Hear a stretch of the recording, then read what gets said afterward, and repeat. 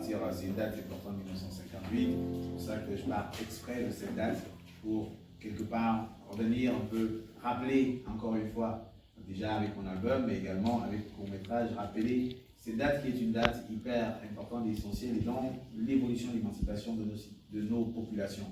Parce que pour moi, c'est aussi pour rappeler en faisant cela, l'urgence pour nous aujourd'hui de faire des funérailles. Parce que nous n'avons toujours pas fait des funérailles de ce qui s'est passé. C'est-à-dire nous attendons que les autres viennent.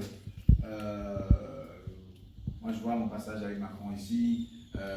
On rappelle le fait que maintenant la France et tout, on me dit ouais mais comment est-ce que vous pouvez demander à des gens de venir faire des funérailles chez vous lorsque vous-même vous ne les avez pas encore fait et que non seulement on les a fait, on a l'impression que vous marchez sur la tombe de ceux-là qui sont morts. Donc je me dis notre souci en faisant c'est aussi un rappel pour dire que la clé du changement de notre pays ne dépend que de nous et que malheureusement nous vivons une relation toxique entre l'Occident et donc la France et nous, c'est-à-dire une relation qui nous est défavorable mais que nous ne voulons pas lâcher. Nous ne voulons pas du tout lâcher parce que rien ne nous empêche de nous émanciper de cela et de dire que on ne regarde même plus ce qu'ils font, ils font ce qu'ils veulent, c'est leur problème. On se concentre à nous mettre ensemble et à bâtir parce que les enjeux sont incroyables. Pendant que les autres refusent. En fait, c'est la guerre. La guerre, c'est-à-dire technologiquement, économiquement, c'est la guerre. Spirituellement. Nous sommes les seuls qui ne nous sont pas rendus compte que c'est la guerre. Et que nous sommes distraits à commenter le voyage de tel président, machin. Il a raison de parcourir l'Afrique pour les intérêts de ses arrière-petits-enfants. Personne n'empêche les nôtres de faire la même chose. Et personne ne nous empêche de nous concentrer même sur les histoires de France et pas autres. On attend que les gars décident de nous laisser. Pourtant, il suffit de laisser tomber ça et qu'on crée parallèlement autre chose. Le truc va s'écrouler tout seul. En fait, on n'a toujours pas compris que il faut qu'on se concentre à bâtir, à créer par nous-mêmes. Comment est-ce que, parce que, comme je dis, parce que c'est la guerre, comment est-ce qu'on se réorganise à construire, à développer, parce que personne ne viendra le faire. Donc, je fais un peu, je sors un peu du truc pour, pourquoi ne le faites pas autrement? Pourquoi vos trucs, pourquoi vous ne le faites pas? On nous reprochait le fait qu'on le jouait, on ne faisait pas la musique comme tout le monde. C'était très complexe la musique. Et en plus, on disait que c'était la musique des Blancs. Pourtant, on chantait en langue locale. Et que ceux qui chantent en français, ils sont considérés comme la musique camerounaise. Et en fait, donc du coup, on nous reprochait, on pensait comme musique. Mais en fait, c'est comme si on reproche aux gens de dire pourquoi tu ramènes ce truc-là qui est super, qui a du sens, mais donne plutôt aux gens ce qui est, parce qu'ils font comprendre mieux ce qui n'est pas. Donc, en fait, moi, ce que j'essaie de faire, je me dis, s'il y a 200 personnes à un moment qui font comme moi, 2000 personnes, petit à petit, ça va devenir la norme. Pour que ça devienne la norme, en fait, il faudrait qu'on en fasse de plus en plus. Qu'on aille chez Ubuntu, qu'on aille chez Serge, qu'on aille dans d'autres lieux où les choses se font différemment et que finalement, c'est ça qui devient populaire. Moi, mon travail, c'est aujourd'hui comment est-ce qu'on renverse les choses et que les choses qui sont censées être compliquées deviennent les choses les plus populaires. Ça peut se faire.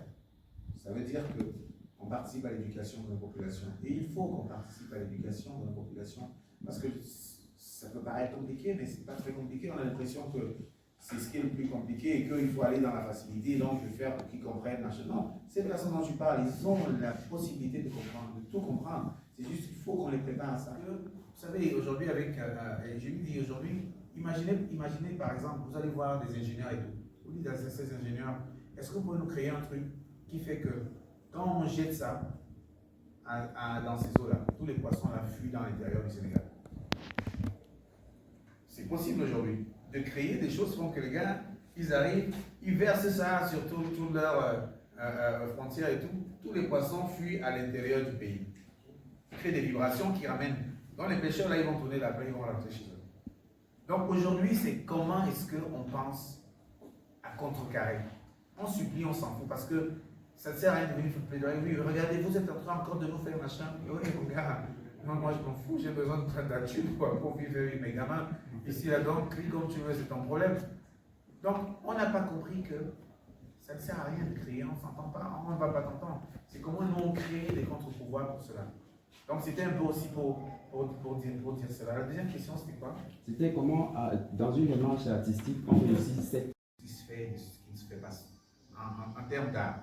C'est-à-dire, je me dis, la chance que nous avons en tant que créateurs, que nous sommes d'ailleurs tous, et que malheureusement, le fait que nous ne le portions pas de manière assumée et consciente, et que ceux, nous les artistes, qui le font de manière consciente, on nous pardonne le fait que, ah, c'est des artistes.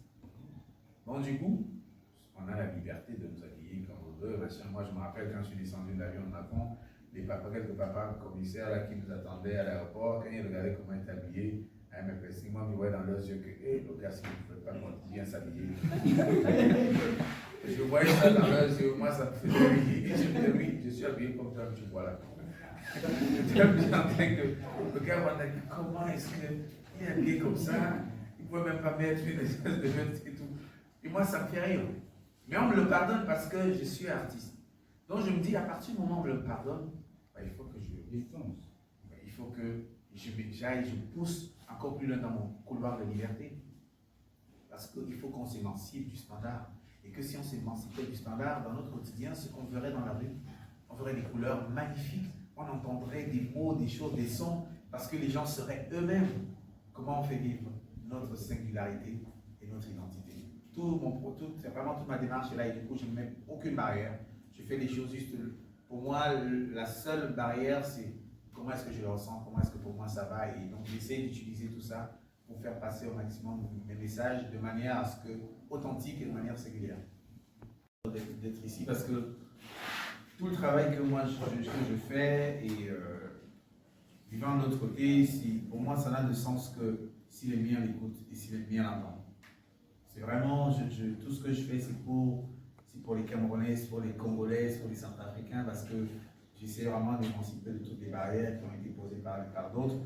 Et tout le travail que j'essaie vraiment de mener, c'est comment est-ce que ça résonne en nous. Et que malheureusement, aujourd'hui, ceux qui me donnent la possibilité de mieux le faire, c'est les autres. Parce qu'on peut dire ce qu'on veut, c'est eux qui mettent, qui financent des choses, aujourd'hui, des choses ambitieuses que j'ai envie de faire pour les gens d'ici, pour les gens du Gabon, pour les gens de Centrafrique qui partiront, parce que pour moi, ce village que j'ai envie de mettre en place, c'est vraiment une espèce de village expérimental qui j'espère, pourra inspirer d'autres lieux. Et j'ai vraiment la chance sincèrement, vous n'imaginez pas la chance qu'on a d'être Camerounais. C'est une chance incroyable. Comment est-ce qu'on peut faire pour que cette chance-là, pour qu'on en soit conscient? Nous le souhaite vraiment à chacun de nous, parce que à partir du moment où on est animé par cette conscience, en fait, on a des super pouvoirs. On peut faire réaliser tout ce qu'on veut, mais vraiment tout ce qu'on veut. Si à partir du moment où on a réalisé ça, on déclenche le Wi-Fi qui fait que tu arrives quelque part, t'expliques un truc, les gars ils disent oui, oui. L'impression que tu as la sorcellerie. Non, la sorcellerie, c'est cette énergie qu'on a en chacun. Il faut qu'on la déclenche. Dès qu'on la déclenche, on ne se rend pas compte. Elle est tellement puissante que, quel que soit l'endroit où on arrive, les gens ils t'aiment pas, ils ont l'impression, oui, il faut quand même qu'ils soient là. Et non seulement parce qu'on a animé cela, mais parce qu'on a remis la connexion avec ceux qui ont créé ce que nous sommes. Ce sont nos ancêtres. Nous sommes la suite des ancêtres. Comment est-ce qu'on joue ce rôle à merveille? Ils attendent, mais je vous jure, moi, l'image que j'ai, c'est les mains tendues des ancêtres comme ça qui attendent qu'on vienne plugger. Et sur ces mains-là, on a jeté des ordures, on couvre ça de plein de trucs, machin, et on va chercher une main tendue, une main qui n'existe pas d'autre. On supplie d'autres de nous tendre la main. Les nôtres ont eu cette main tendue, sur laquelle on a recouvert du sable, des ordures, on marche même dessus, on piétine. De temps en temps, même quand on vient passer la main, nous a le sable au pied, là on frappe la main, la laisse, donc je continue, je vais chercher, appeler une main là-bas et tout. Le jour où on va se rendre compte de ça et qu'on va revenir, juste resaluer ces mains-là, la lumière sera partout. Et vraiment, je nous le souhaite, et j'ai consacré des idées de manière même presque inconsciente de consacrer ma vie à faire participer la chaîne. Chacun de nous ici, nous sommes un élément de la chaîne. Comment est-ce qu'on contribue? C'est vraiment